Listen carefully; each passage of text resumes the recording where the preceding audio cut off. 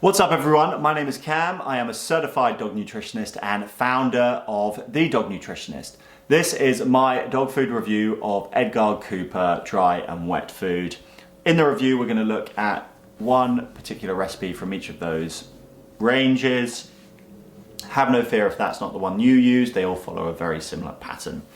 We're going to look at the ingredients, of course, talk about whether they're healthy or not for your dog, how those ingredients are processed, because the processing and cooking of those ingredients affects the nutritional value of the ingredients. It is not as simple as just to read an ingredients label and say, oh look, that's chicken, because it's not. A lot changes in the processing.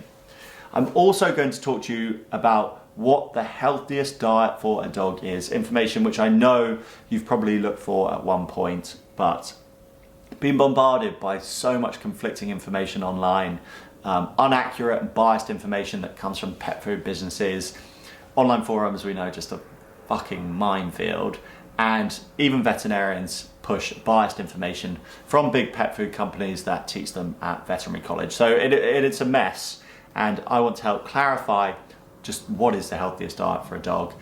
And I'm also going to teach you, yeah, I guess this is a bit of a lesson, teach you how you can do that in a cost-effective way. It's just useless information, making unaffordable, unachievable diets. And actually, luckily, the healthiest diet you can do for your dog is very affordable, and you'll get that information at the end. Right, I'm going to look at their fresh, free-run chicken. Free-run is a complete bullshit word. It really means absolutely nothing. It is a marketing word. Those chickens didn't have, or probably didn't have, the best life free running around. That's nonsense. Fresh chicken makes up 40%, which is okay, a good amount of fresh chicken. However, that's been cooked and processed and turned into a kibble, so that will mean it's been exposed to heat for a long period of time, which affects the protein quality. Protein quantity is largely unaffected by heat, but the quality really is. 40% meat is low, and once cooked, that will mean the quality reduces, which means that overall, I would say that there's not enough protein in this food for a dog, which has evolved to eat a lot, a high protein diet. Then you have potato. That's worrying. The second ingredient is the second most prevalent ingredient. Dog food ingredients labels go from most prevalent to least prevalent in descending order, which means it will make up, maybe around 40%, 30% of the food. Then you have peas and pea protein, cheap legumes that dogs really can't digest that well. Chicken fat, linseed, chicken gravy, minerals, fish oil, botanical herbs 0.2, and this is where it gets a bit ridiculous from Edgard Cooper. Botanical herbs make up 0.2%, and that includes like 5 different herbs that only make up 0.2%. Then you have mango, which makes up 0.04%. Blueberries 0.04, apples 0.04. So all of this is just marketing strategy. It means that they can put like these nice little mangoes on their website. Mangoes full of fiber, helps with digestion, along with vitamin. It's just, yeah, mango does, but not 0.04% and cooked into a biscuit. It is just deceptive and nonsensical stuff. Really low class marketing tactics here. I'm not a fan at all of Edgard Cooper, and this dry food is no good. I'm not going to bother doing the review of the wet food. I would really suggest that you stick around, watch this bit on what's the healthiest diet for a dog and how you can implement that in the cheapest way possible. I have a beard in that video.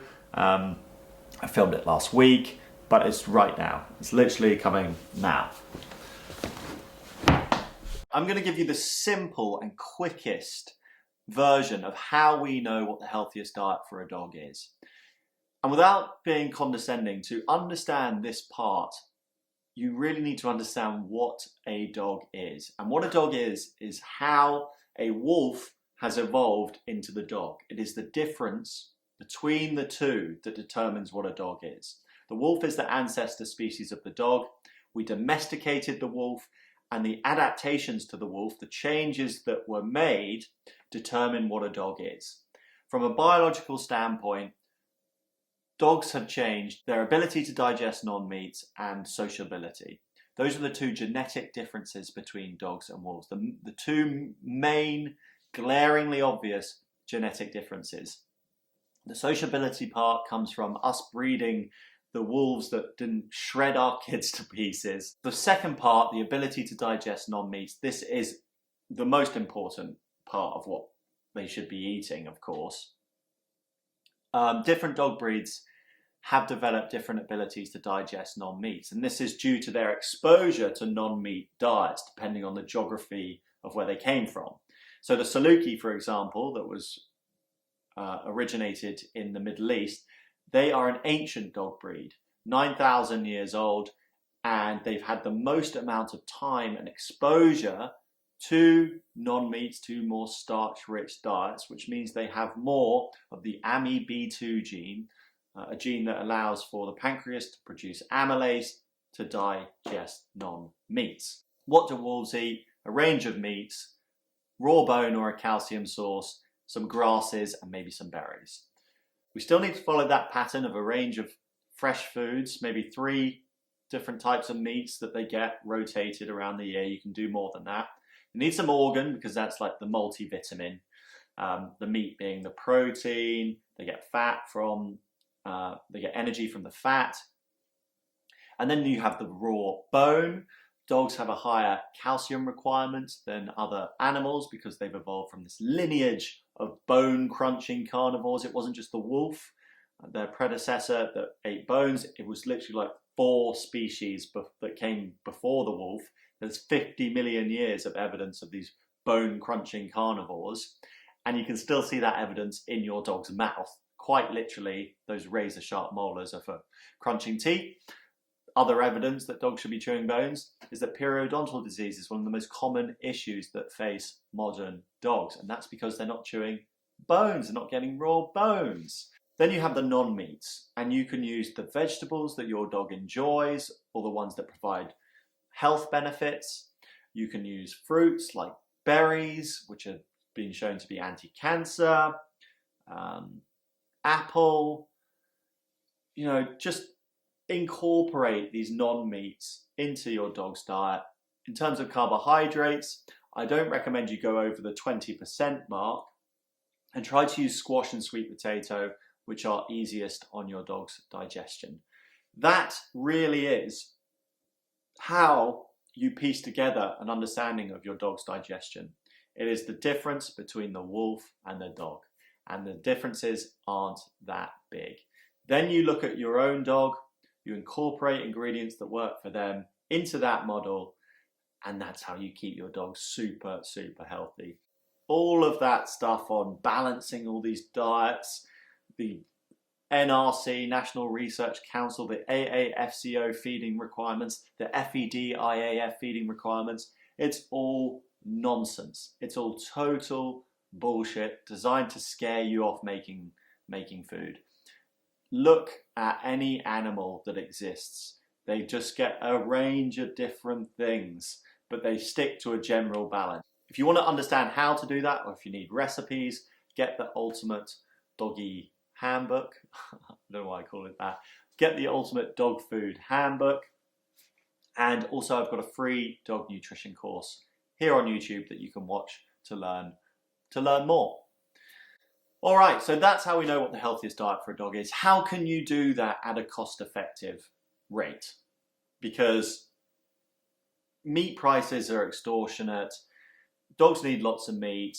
They need some variety. How can you do this when you wouldn't feed yourself a diet that high in meat, and you wouldn't spend that much money on your own diet? Well, you can source cheap meat online. I buy venison from a venison wholesaler. I buy the offcuts, which are the bit that the butcher, it's like, I found that butchers are pretty lazy. They're not like razor sharp with trimming the fat off of the deer, and they leave loads of meat on there. And you buy the offcuts and you just separate the meat from the fat, and it only works out to be about £5 per kilogram. You have all this lovely wild reared venison meat for £5 a kilogram, and that is pretty much cheaper than any dog food you can get. Once you can source meat for around £10, less than £10 a kilogram, you can make a homemade meal for your dog cheaper than buying a pre-made meal. And those meals are made from fresh foods, ingredients your dog likes, so healthy, so natural, so healthy. It's going to keep them out of the vet, and it's going to save you money in those vet bills, and it's most importantly going to mean that you get to spend as long as possible with your dog. So we know what a healthy diet is. It is possible to do in a cost-effective manner if you do the research into meats, sourcing good quality cheap meats, and if you have the recipes which you can find in the Ultimate Dog Food Handbook. I hope you've enjoyed watching this video, and if you have, I've got loads more on my channel. Please do watch them and share them with your friends if you think that they need some dog nutrition advice, because everyone does. Everybody does.